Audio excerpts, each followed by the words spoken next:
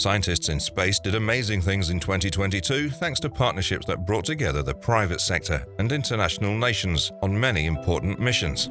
Through successful collaborations, the world's most powerful space telescope was launched and fine-tuned, and a supermassive black hole in the center of the Milky Way galaxy was photographed for the first time. Also, this year has shown that rocket science is still notoriously hard.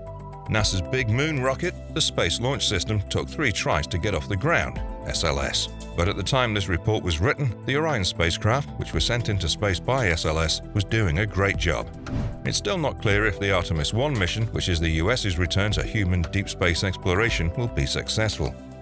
On December the 11th, Orion will have to face the burning heat of re-entering Earth's atmosphere. It's now possible to use the James Webb Space Telescope.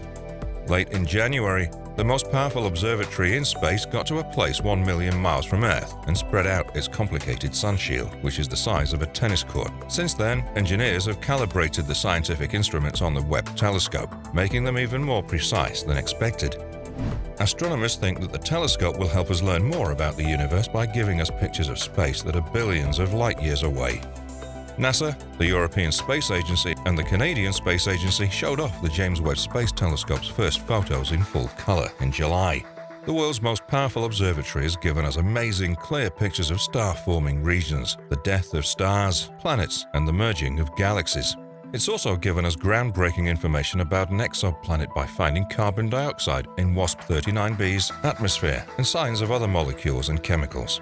Scientists are interested in planets outside of our solar system for many different reasons. For example, the discovery of water and methane could mean that the planet could be habitable or that there's life on it.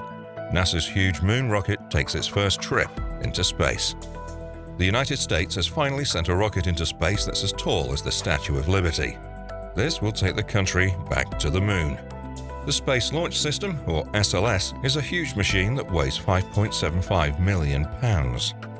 It sent the Orion spacecraft into a whirling orbit around the Moon on November the 16th. The mission, called Artemis I, is a test flight that marks NASA's return to deep space exploration, led by astronauts. The plan will eventually get people to the Moon, and maybe even Mars. NASA first thought that the first flight without a person on board would happen in May, but more problems came up, which slowed things down. The mission was delayed all through the fall because of technical problems, fuel leaks, and hurricanes. The huge rocket did take off though, and Charlie Blackwell-Thompson, NASA's first woman launch director, was in charge. On November 26th, Orion became the passenger spacecraft that had traveled the farthest in deep space. The record was held by Apollo 13 until Artemis I, when the Odyssey spaceship was about 248,000 miles from Earth. The farthest Orion could go was 270,000 miles. But the real test will be whether or not the spacecraft can land and land safely. It's likely to crash into the Pacific Ocean on December the 11th. Saturn's moon could be a world with water. People have said that the planet Saturn's moon Mimas looks like the Death Star from Star Wars, which is a killing machine that looks like a planet. Before today, no one knew how much it looked like a place that could possibly support life. In a new study published in the journal Icarus, scientists explain how they found signs of an ocean below the frozen surface of the moon. Even though the study didn't find proof that can't be questioned, there is now strong evidence. Water is a key part of habitability because it makes conditions where life might be able to grow. After all, Mimas isn't exactly a block of ice. NASA moves an asteroid on purpose for the first time. NASA's first attempt to change the path of an asteroid was successful. This shows that humans have the tools and knowledge to stop a dangerous space rock from hitting Earth, if one ever comes our way.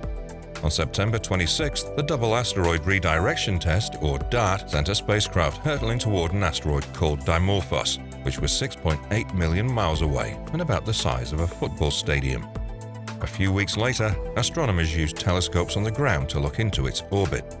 The loop of the asteroid had been cut by 32 minutes, which was a lot more than their goal of 10 minutes. From the Mission Operations Center at the Johns Hopkins Applied Physics Laboratory in Maryland, the $330 million crash was shown live. The unnamed spaceship, which weighed about 1,300 pounds, didn't have any bombs. Its weapon was its own body and the force of hitting an asteroid at 14,000 miles per hour. NASA chose Dimorphos as a target for practice not because it was a threat to Earth, but because it was a good way to track what happened after DART hit it. There are no known asteroids that are headed towards Earth at this time. On the other hand, scientists are paying close attention to 30,000 big things in our solar system. They think that there could be 15,000 asteroids waiting to be found that are bigger than 460 feet across. Oops, our moon is hit by pieces of rocket. In March, the moon was hit by a rocket booster that may have been left over from a Chinese mission to the moon.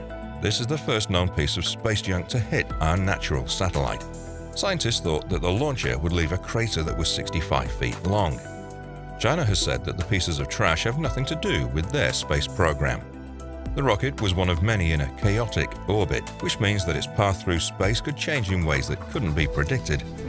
Rockets will stay in low Earth orbit, just above a lot of satellites, with the option of coming back down to Earth.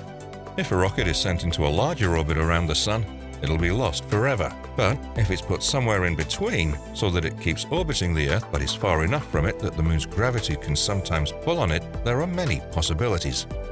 The pieces of space junk could come back to Earth, be thrown out into an orbit around the Sun, or hit the Moon. Space rules and agreements say that leaving a rocket in this condition and not keeping track of where it is not a crime. The first picture of a huge black hole in the Milky Way has been taken by astronomers. Astronomers have seen for the first time a huge black hole at the center of the Milky Way.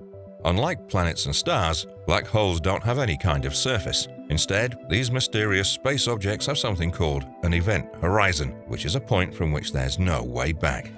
If something flies too close to that point, it'll fall into the hole and never be able to get out.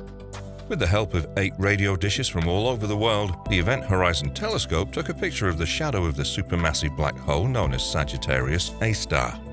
To make the image, hundreds of scientists from 80 universities around the world worked together to collect, process, and piece together bits of data. Before 3 years ago, any picture of a black hole was either a work of art or a model made by a computer. Now, scientists can see the real thing, which is 27 million miles long.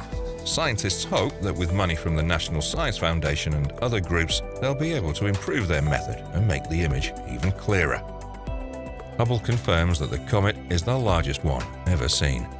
A recently found comet with an 85-mile-long nucleus was found by the Hubble Space Telescope.